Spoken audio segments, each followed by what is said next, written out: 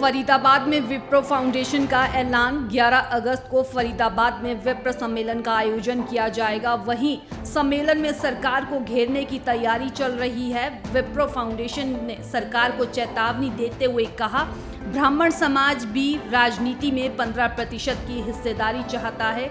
हिस्सेदारी नहीं दी तो चुनाव में इसका भुगतान करना पड़ेगा।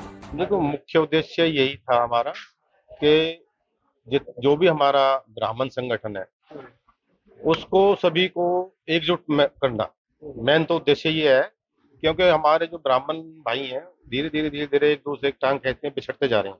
उनको सबसे पहले हमें एकजुट करना है। एकजुट करके फिर एक दूसरे की समस्या को सुनना है, और सुन के फिर जब हम सारे इकट्ठे एक हो जाएंगे तो हमें अपनी जो समस्या है, जो सारी नीचे से लेकर ऊपर तक, जो भी पॉलिटिक्स तक है या कैसे भी है, उनको हमें अपने हाई लेवल तक कमान, जो अपने पॉलिटिक्स के अंदर उन तक जो है हमारा ये जो परिचय भेजना है, देना है हमें कि भाई हम एकजुट हैं। और क्योंकि हमको कहीं गिनती में ही न रखती हैं ये लोग। फरीदाबाद में विप्रो फाउंडेशन का ऐलान। 11 अगस्त को फरीदाबाद में विप्र सम्मेलन का आयोजन किया जाएगा। वहीं सम्मेलन में सरकार को घेरने की तैयारी चल रही है। विप्रो फाउंडेशन ने सरकार को चेतावनी देते हुए कहा, ब्राह्मण समाज भी राजनीति में 15% की हिस्सेदारी चाहता है। हिस्सेदारी नहीं दी तो चुनाव में इसका भुगतान करना पड़ेगा।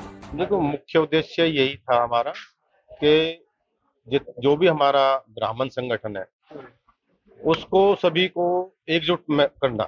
मेन तो उद्देश्य ये है, क्योंकि हमारे जो ब्राह्मण भाई हैं धीरे धीरे एक दूसरे की टांग खींचते हैं, पिछड़ते जा रहे हैं।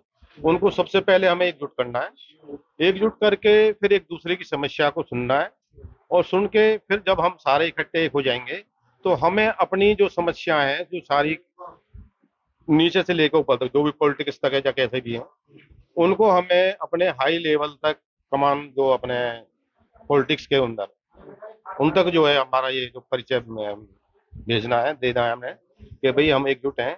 और क्योंकि हमको कहीं गिनती में ही न रखती हैं ये लोग। फरीदाबाद में विप्रो फाउंडेशन का ऐलान। 11 अगस्त को फरीदाबाद में विप्र सम्मेलन का आयोजन किया जाएगा। वहीं सम्मेलन में सरकार को घेरने की तैयारी चल रही है। विप्रो फाउंडेशन ने सरकार को चेतावनी देते हुए कहा, ब्राह्मण समाज भी राजनीति में 15% की हिस्सेदारी चाहता है। हिस्सेदारी नहीं दी तो चुनाव में इसका भुगतान करना पड़ेगा।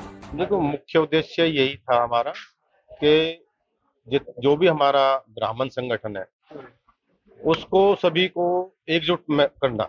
मेन तो उद्देश्य ये है, क्योंकि हमारे जो ब्राह्मण भाई हैं धीरे धीरे एक दूसरे की टांग खींचते हैं, पिछड़ते जा रहे हैं। उनको सबसे पहले हमें एकजुट करना है। एकजुट करके फिर एक दूसरे की समस्या को सुनना है, और सुन के फिर जब हम सारे इकट्ठे एक हो जाएंगे तो हमें अपनी जो समस्या है, जो सारी नीचे से लेकर ऊपर तक, जो भी पॉलिटिक्स तक है या कैसे भी है, उनको हमें अपने हाई लेवल तक कमान, जो अपने पॉलिटिक्स के अंदर उन तक जो है हमारा ये जो परिचय भेजना है, देना है हमें कि भाई हम एकजुट हैं।